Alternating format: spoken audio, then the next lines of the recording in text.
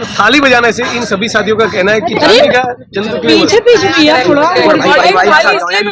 खाली थाली बजाओ, वाइस चांसलर को नींद से जगाओ और भारत सरकार को नींद से जगाओ, क्योंकि सबके जो मास डिस्प्लेसमेंट हुआ दिल्ली यूनिवर्सिटी में 2,500 से ज्यादा टीचर्स का, असिस्टेंट प्रोफेसर का, उनकी थाली खाली हो चुकी है। वो लोग 20-20 साल 14-14 साल से पढ़ा रहे थे, आपने देखा क्या हुआ। तो ये थाली बजा के इनको सुनाने का एक प्रतीक है कि आपने उन लोगों की थाली में जो निवाला था वो छीन लिया। तो ये बजा के दिखा रहे हैं कि अब हमारी थाली खाली है।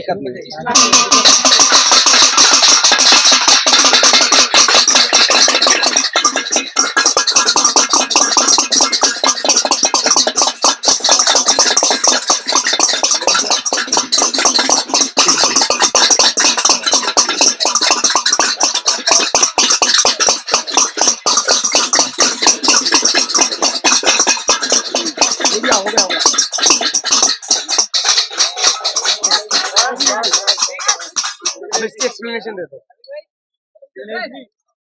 सबको आ जाए, सामने जाओ भाई साहब, सामने जाओ।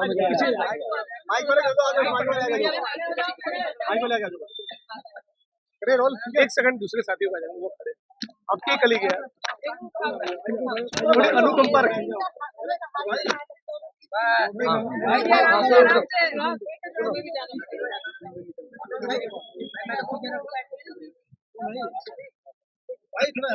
आ जाइए आराम से खड़ा हो जाओ, भाई खड़े हो जाओ। मीडिया वाले मेरे आज गुजरात से दिल्ली पहुंचे हैं और डॉक्टर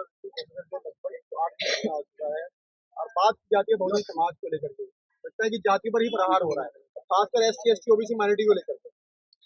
देखिए साथी प्रोफेसर डॉक्टर रितु सिंह का धरना दलित आंदोलन में एक सीमा चिन्ह रूप है, बहुत ही ऐतिहासिक धरना है, ऐतिहासिक आंदोलन है। अनफॉर्चुनेटली संविधान के मूल्यों के बजाय भारत के प्रधानमंत्री नरेंद्र मोदी और उनके सभी भाजपा के साथी हमारे विश्वविद्यालय में बाबा साहब अम्बेडकर और भारत के संविधान के मूल्यों को स्थापित करने के बजाय मनुस्मृति के मूल्यों को स्थापित करने में लगे। उनका प्रयास है कि दलित, आदिवासी, OBC, DNT ऐसे वंचित समुदाय से आने वाले जो भी टीचर्स हैं, जो भी प्रोफेसर हैं, उन सबको चुन चुन कर निकाला जाए।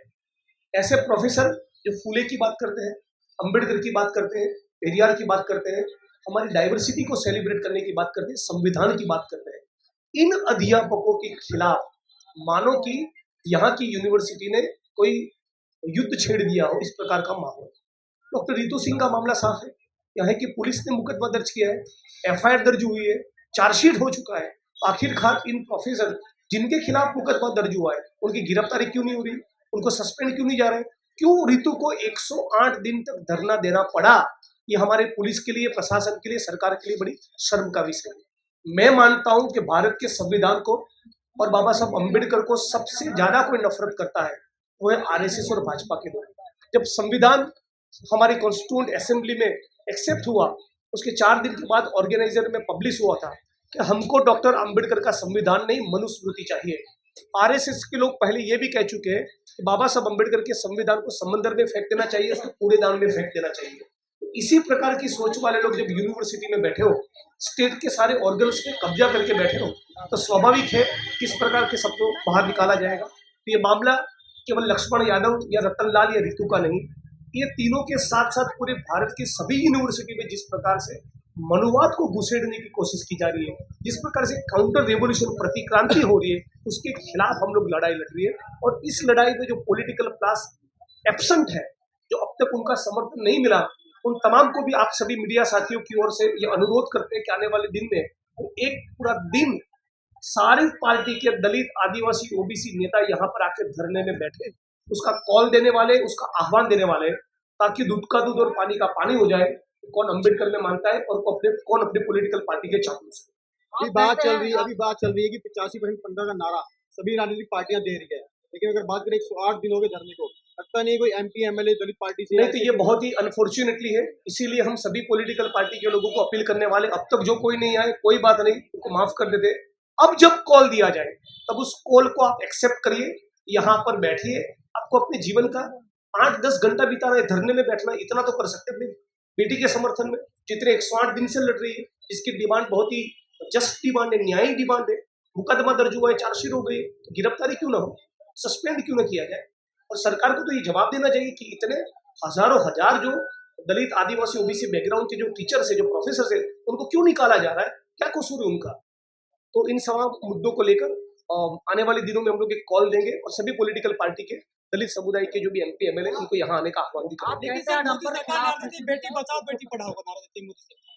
तो जब बेटियां बलात्कार की कंप्लेंट लेकर बैठी थी दिल्ली में, तब तो मोदी साहब ने सुना नहीं। ठीक है, हाथरस में जो बेटी के साथ हुआ वो पूरे मुल्क ने देखा है। मणिपुर पे हमारी महिलाओं बहन बेटियों के साथ जो वो भी पूरे मुल्क ने देखा है। रितु सिंह के साथ क्या हो रहा है वो भी देख रहे हैं। ऊना के आंदोलन के वक्त मोदी जी ने कहा था मारना है तो मुझे मारो, मेरे दलित भाइयों को मत मारो। अब यहाँ पर ये बेटी लड़ रही है अपने न्याय की मांग को लेकर, तो पूछने तक नहीं आ रहा है। लेकिन महिला खिलाड़ियों को भगाया गया था लाठीचार्ज करके जंतर मंतर से। वही तो उनका असली चरित्र है, वही तो मनुवाद है। शूद्रों का, महिलाओं का शोषण करना, उत्पीड़न करना, यही तो हमारे मोदी जी की, आरएसएस की और भाजपा की सोच है। उसी सोच के खिलाफ तो ये लड़ाई है, उसी सोच के खिलाफ ये धरना है, उसी सोच के खिलाफ ये संघर्ष है।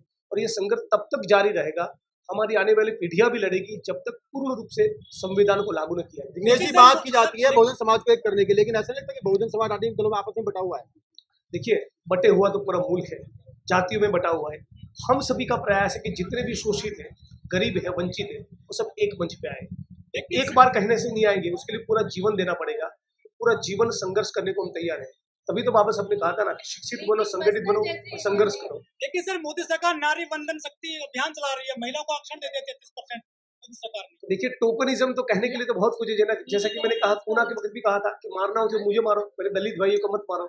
जब वो गुजरात के मुख्यमंत्री थे तब एक भी दलित आदिवासी एट्रोसिटी का जो शिकार हुए, कभी उनको पूछने नहीं गए।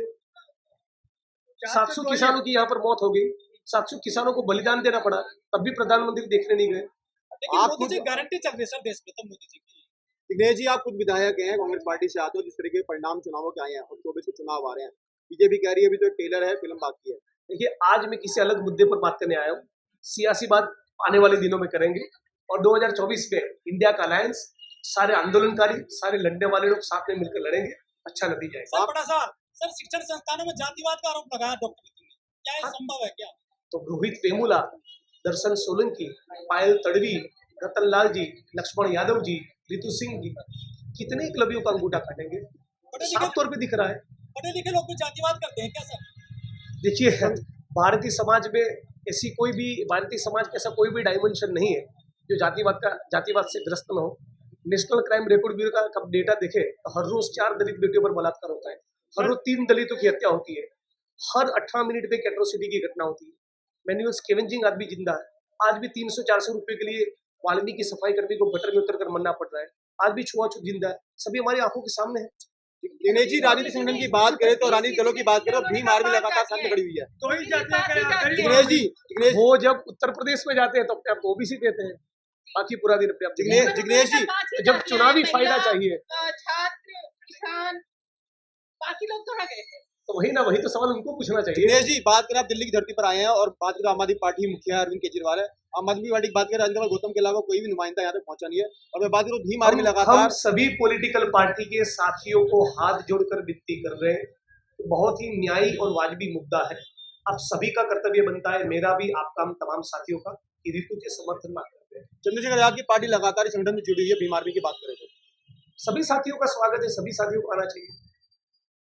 क्या लग रहा है कांग्रेस पार्टी से आप आते हैं और कांग्रेस पार्टी में नुमाइंदा तक पहुंचा नहीं, तो आएंगे, वो भी आएंगे, सभी को अपील राहुल करेंगे। गांधी बात तो करते हैं, हम भी पर्सनली अपील करेंगे। राहुल गांधी जाते हैं, रिक्शे वालों के पास जाते हैं, फर्नीचर मार्केट में जाते हैं, ट्रक वालों के पास जाते हैं, क्या लगा कि ऋतु के पास नहीं आना चाहिए था? ऊना के आंदोलन में भी गए थे, हाथरस में भी गए थे, लेकिन दिल्ली में तो कांग्रेस का मुख्यालय है, क्या लगता नहीं? मैं आया हूँ ना उनका प्रतिनिधि। आप गुजरात से, बड़ा सवाल, मेन स्ट्रीम मीडिया नहीं आ रही कवर करने के लिए आंदोलन। देखिए, आप लोग है ना, मोदी मीडिया नहीं आएगी, कोई बात, आप तमाम साथी कवर करेंगे। आप तमाम साथियों की भी ठीक ठाक रीच है, लाखों लोग आपको भी देखते हैं, लाखों लोग आपको पसंद करते हैं, यूट्यूब पे देखते हैं, सोशल मीडिया पे देखते हैं। क्या ऋतु दलित की बेटी है, लेकिन क्या देश की बेटी बन पाएंगी इस आंदोलन के जरिए? देश की बेटी ही है, ये तो जाति व्यवस्था के कारण कुछ लोगों ने उनको दलित की बेटी बना के रखा है। लेकिन पहलवानों के बेटी तो बेटी होती है। पहलवानों के समर्थन में पूरे देश के लोग गए थे, दलित भी गए थे, बहुजन भी गए थे, लेकिन यहाँ पर दलितों के अलावा मोस्टली बहुत कम लोग ये बहुत ही कम नसीब है, अनफॉर्चुनेट है। तभी तो सबको अपील कर रहे हैं कि जाति और धर्म का सर्कल तोड़कर भारतीय नागरिक के तौर पे, इंसानियत के नाते यदि सचमुच आप संविधान में मानते हैं तो यहाँ पर आकर बैठे। अभी सर आप गुजरात से आते हैं, वहाँ मुंह से रखने देते हैं, वोट नहीं चढ़ने देते हैं लोगों को। पूरे मुल्क में छुआछूत है, पूरे मुल्क में इस प्रकार की समस्या है, तो लड़ना पड़ेगा। हम लड़ रहे हैं, संघर्ष कर रहे हैं। सर एक और सवाल आता है, जब पहलगाम आंदोलन हो रहा था तो वहाँ पे काफी बड़े बड़े दिग्गज नेता आए थे, बड़े बड़े नाम, बड़े बड़े चेहरे उस आंदोलन में आकर शामिल हुए थे। इस आंदोलन के भी उसी रूप में देखा जा रहा है, इतना बड़ा आंदोलन हो चुका है, लेकिन कोई ऐसा बड़ा चेहरा, बड़ा नेता नहीं आया। आप तमाम लोग बड़े हैं जो यहाँ पर मौजूद है। नेता पॉलिटिकल नेता कौन होता है? जो सड़क पर आकर खड़ा रहता है वो नेता होता है। दलितों के सबसे बड़े नेता जो है वो क्यों नहीं आ रहे यहाँ पर? जो MP MLA बनकर बैठे हैं, उससे ज्यादा जो अम्बेडकरवादी सड़क पर उतरे, आज उनके लिए जनता के दिल में ज्यादा रिस्पेक्ट। लेकिन आप वो लोग, उन लोगों को आना उन लोगों चाहिए। को डेफिनेटली आना चाहिए, हर एक लोगों को आना चाहिए। उसी का आने वाले दिन में कॉल लेंगे, सभी को अपील करेंगे, कम से कम 8-10 घंटा एक दिन धरने में आकर बैठे। क्या आंदोलन कुछ अलग है? क्या उसको अलग तरीके से देखा जा रहा है और इसको अलग तरीके से देखा जा रहा है? बिल्कुल, जब दूसरे समुदाय की बहन बेटी के साथ अत्याचार होता है, उसको मीडिया किस प्रकार से ट्रीट करता है, कितना तवज्जो देता है, और कोई आदिवासी, मुस्लिम या दलित समाज के महिला के साथ अत्याचार होता है, उसको किस प्रकार से ट्रीट करता है, वो सबकी आंखों के सामने है। गुजरात में बिल्किस बानो के बलात्कारियों को जेल में से छोड़कर लड्डू खिलाए, मीडिया ने कभी सवाल नहीं किया। 19 साल की बेटी थी, प्रेग्नेंट थी, गर्भवती थी, उसकी आंखों के सामने 12 लोगों की हत्या की, उसके 3 साल की बच्ची को दीवार पर पटक कर मार दिया, फिर भी उसके बलात्कारियों को जेल में से छोड़कर लड्डू खिलाए। मेन स्ट्रीम मीडिया ने, गोदी मीडिया ने तो कभी सवाल नहीं किया। तो ये है ही, हम सभी की आंखों के सामने है। तभी तो आप लोगों के लिए लोगों को रिस्पेक्ट है। तभी तो यूट्यूब के साथी उनको लाखों की तादाद में धीरे धीरे लोग देखना पसंद कर रहे हैं। आप लोग कहते हैं 8 नंबर खिलाफ है, लेकिन यहाँ पर खाली बजाई जा रही है, क्या समझा जाए? मोदी जी कहने पर आप लोग आगे बढ़ रहे हैं। बिल्कुल नहीं, ये तो ऋतु जी का आह्वान है, हम सब उसके समर्थन में नंबर ही तो हैं। मोदी जी का ये कहना है कि यदि थाली बजाने से, सुनिए, थाली बजाने से कोरोना मर सकता है तो जातिवाद क्यों नहीं मर सकता? ये हम उनको सवाल पूछते हैं, इसका प्रॉपर एक्सप्लेनेशन है हमारे पास। मतलब यही है कि मान लिया जाए थाली बजाने से सब कुछ कल्याण हो जाएगा, रोजगार नहीं मिला, थाली बजाइए। ये तो आपका विवेक, ये तो आपका विवेक। ताली बजाने से, थाली बजाने से कुछ नहीं होता, ये कहने की जरूरत है क्या? ये तो लड़ रहे हैं ना 108 दिन से, 108 दिन से बैठे हुए हैं। बढ़ावा दे रहे हैं कौन? ये इसका मैं जवाब दूंगा। किस प्रकार से? एक सेकंड बताइए, आप बताइए किस प्रकार से? मोदी ने कहा आपको पता है कि थाली बजाने से कोरोना दूर नहीं होगा। थाली के ऊपर मोदी जी का पेटेंट है क्या? थाली के ऊपर भारत की देश दुनिया की सभी थाली के मोदी जी के नाम पे है। नहीं, मान लिया जाए थाली ठीक है सर, पेटेंट नहीं है, लेकिन उन्हीं चीजों को आप कॉपी कर रहे हैं जिनकी आप आलोचना करते हैं, तो इसलिए सवाल बनता है। तो वो थाली बजाकर यदि जनता को मूर्ख बना रहे, तो ये हमारे तमाम साथी ताली बजाकर, थाली बजाकर जनता को जगा रहे हैं। वो थाली बजाकर मनुस्मृति का प्रोपेगेंडा आगे बढ़ा रहे हैं। ये तमाम साथी ताली बजाकर, थाली बजाकर जय भीम और इनकलाब जिंदाबाद के नारे के साथ संविधान की बात कर रहे हैं, फूले अम्बेडकर और पेरियर की बात कर रहे हैं। सर चंद्रशेखर राजस्थान चले जाते हैं, सर चंद्रशेखर नहीं आए हैं इस आंदोलन में, वो राजस्थान चले जाते हैं, मध्य प्रदेश चले जाते हैं, दिल्ली में क्यों नहीं आ रहे चंद्रशेखर? देखिए, सभी साथी आए हैं, सभी साथी आएंगे। कुछ जगह पे सुनिए, मैं जवाब देता हूँ। कुछ जगह पे, कुछ आंदोलन में हम शरीक नहीं हो पाते, तो वहाँ वामन मिश्रम जाते हैं। कभी वामन मिश्रम और जिग्नेश नहीं जा पाते, चंद्रशेखर जाता है। कभी चंद्रशेखर, वामन मिश्रम और जिग्नेश नहीं जा पाते, तो रतनलाल जी चले जाते हैं। कुल मिलाकर ये सभी लड़ने वाले लोग हैं। सभी लड़ने वाले लोगों का इस धरने में, इस आंदोलन में स्वागत है। सोशल मीडिया पर लिख रहे हैं जिसके दामन साफ है, दरअसल वही लोग यहाँ पर आ रहे हैं, तो अच्छी बात है ना। मैं तो ये कह रहा हूँ, जिनका दामन साफ नहीं वो भी आ जाए, यहाँ पे उनके थोड़े साफ हो जाएंगे। वॉशिंग मशीन है, धुल जाएगा। सर, मेरा एक सवाल है आपसे कि जो जाट बेटियां धरने पर बैठी थी जंतर मंतर, वहाँ चंद्रशेखर आकर उनके साथ रुके थे, खाए पिए भी था उनके साथ, लेकिन आज आने वाले दिनों में सभी लोग आएंगे, सभी का यहाँ पर स्वागत रहेगा। सर, उन्हें बुलाया भी गया, बचाव कर रहे हैं, सब लोग आएंगे। बचाव करने की कहाँ बात है भाई, सभी का स्वागत है, सभी आएंगे। कोई सोमवार को आया, कोई शुक्रवार को आएगा, कोई अगले सोमवार को आएगा। त्रिलोकपुरी आए थे, त्रिलोकपुरी, लेकिन यहाँ तक नहीं आ पाए, सिर्फ आधे घंटे के रास्ते पे आएंगे ना। वही तो कह रहे हैं, जो साथी नहीं आए, इन सभी का संपर्क करेंगे, सभी को यहाँ पर बुलाएंगे, गारंटी ले रहे हैं, चिट्ठी लिखेंगे, बातचीत करेंगे। सब बिल्कुल सबको पत्र लिखेंगे, भारत के सभी MP MLA को लिखेंगे, ये मंच लिखेगा, क्यों नहीं लिखेंगे? सबको बुलाएंगे, आपको भी पत्र लिखेंगे, आपको व्हाट्सएप पे पत्र लिखेंगे। देश में इतना दलितों पे, आदिवासियों पे जो भी है अत्याचार या जो भी हो रहा है, लेकिन लोकतंत्र में, चुनाव में मतदान सबसे बड़ा अधिकार होता है जनता का, लेकिन इसमें हमेशा जो बीजेपी है बाजी मार जाती है। बस्तर जैसे एरिया में बीजेपी जीत कर आती है, तो हम इसको कैसे देखें? आप उसके लिए बहुत अलग किस्म की इलेक्टोरल स्ट्रेटेजी चाहिए। ये जन आंदोलन का मंच है, चुनावी मंच नहीं। नहीं, मैं एक पूछ रही हूँ जैसे आप मैं उसी का जवाब दे रहा हूँ। तो ये फिलहाल तो हम जन आंदोलन के मंच पर बैठे हैं, वो इलेक्टोरल पॉलिटिक्स से जुड़ा हुआ सवाल है, और जो कल तक नहीं हुआ वो परसों नहीं होगा ऐसा नहीं। 24 में बढ़िया मुकाबला करेंगे, सभी घर वापसी करवाएंगे। सर गुजरात को विकास मॉडल कहा जाता है, कितना विकास हुआ है गुजरात में? देखिए, गुजरात में 100 में से 45 बच्चे कुपोषित है, 100 में से 50-55 के करीब बहनें एनेमिक है, दलित, आदिवासी, महिला, मुस्लिम सभी के ऊपर बहुत उत्पीड़न और अत्याचार होता है। तो उत्तर गुजरात में मेरा विधानसभा क्षेत्र है, पीने के पानी की बड़ी किल्लत है, बहुत गुजरात में सवाल है।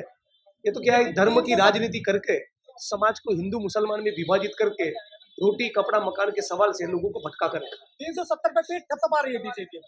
अरे थपथपाए वो तो यही करेंगे ना। हमारा काम है मुस्लिम मुद्दों की बात करें, वो फर्जी मुद्दों की बात करेंगे। हमारे चैनल बहुजन दस्तक को लाइक, शेयर, सब्सक्राइब देखना मत भूलिएगा। जय भीम, जय भारत, जय संविधान, नमो बुद्धाय। धन्यवाद। चैनल आर्थिक समस्या से गुजर रहा है। अगर आप बहुजन समाज में बाबा साहेब अम्बेडकर और तथागत बुद्ध की विचारधारा को अधिक से अधिक लोगों तक पहुंचाना चाहते हैं तो हमें आर्थिक सहयोग प्रदान करें, ताकि हम अपने चैनल के माध्यम से देश विदेश में समता, बंधुता, एकता और संवैधानिक अधिकारों को ज्यादा से ज्यादा लोगों तक पहुंचा सकें। आप अपनी सहायता राशि नीचे लिखे खाते में जमा करा सकते हैं। खाता धारक गौतम रत्ना, खाता संख्या 3169576865 IFSC कोड SBIN 0060336, बैंक भारतीय स्टेट बैंक। आप हमारे बैंक खाते का विवरण स्क्रीन पर भी देख सकते हैं। जय भीम, जय भीम। मैं गौतम रत्ना आपका बहुजन फिल्म प्रोडक्शन में स्वागत करता हूं, और आप हमारे प्रोडक्शन हाउस के अंदर अपना कैरियर बना सकते हैं as a film director, as a producer and actor and actress and editor and cinematographer also. अगर आपको फिल्म से रिलेटेड कुछ भी प्रोजेक्ट आपको बनवाना है तो हमारे पास में पूरा सेटअप है, जिसमें फिल्म कैमरा है, शूटिंग लाइट्स है और एडिटिंग है। सारा A to Z एक ही जगह पर आपको हमारे यहाँ पर मिल जाएगा। तो दोस्तों, आप हमें कांटेक्ट कर सकते हैं हमारे नंबर्स पर 9810085714 और 8510005714। हमारे वेबसाइट पे विजिट कर सकते हैं www.filmserviceindia.com, और हमें मेल भी कर सकते हैं gautamfilmsproduction@gmail.com पर। धन्यवाद।